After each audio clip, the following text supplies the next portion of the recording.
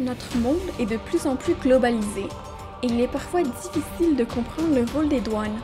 Comment s'est développée cette institution et pourquoi ces lois sont-elles si complexes? Examiner l'histoire des douanes serait peut-être la meilleure façon de comprendre les motivations des agences fédérales d'aujourd'hui. Nous avons tendance à penser que la mondialisation est un phénomène moderne, mais les zones spécialisées de commerce ainsi que les droits sur la marchandise existent depuis des millénaires. Des preuves de l'existence de douanes ont été retrouvées dans le monde entier, comme par exemple dans des ports de la Grèce antique et à la Grande Muraille de Chine. Des systèmes complexes de taxes sur les biens échangés et leur raisonnement existaient bien avant l'industrialisation. Il était facile de voir que de petites populations qui dépendaient trop sur la marchandise étrangère accumulaient des dettes et finissaient par endommager leur communauté.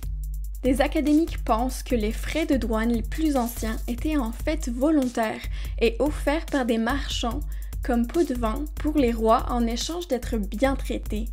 À travers le temps, ce pot de vin est devenu obligatoire. Cette somme d'argent, appelée droit de douane, donnait le privilège de faire du commerce dans un royaume bien déterminé. La collecte était faite par des prévôts qui utilisaient tous les moyens nécessaires comme la violence pour obtenir cet argent qui était devenu une source de revenus essentielle pour les monarchies. Les premiers droits de douane formellement écrits ont été retrouvés à Palmyre, qui est dans la Syrie actuelle. Ils étaient gravés dans la pierre.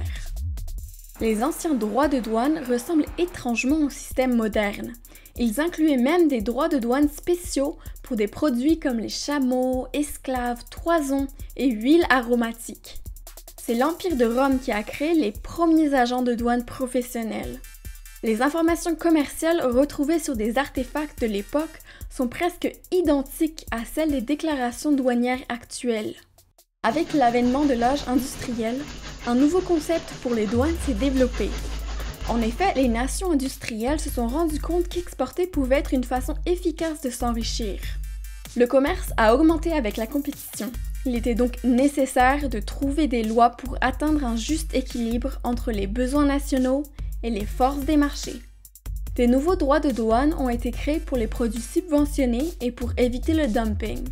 Les tentatives déchaînées pour augmenter les exportations par tous les moyens possibles ont dû se confronter à des conflits commerciaux. Ces derniers ont provoqué l'arrêt d'échanges commerciaux et ont donc créé des crashs économiques. C'est ainsi qu'on a pu se rendre compte des dangers du protectionnisme. Après les guerres du XXe siècle, des organisations internationales ont été créées. Le commerce international a permis le développement de l'ère des technologies. De nos jours, les douanes n'ont presque pas changé, même avec l'avènement du commerce en ligne. Les agences d'aujourd'hui doivent faire face à de nouvelles menaces sécuritaires et aussi environnementales. Mais la raison derrière chaque décision des douanes reste toujours de protéger le marché local.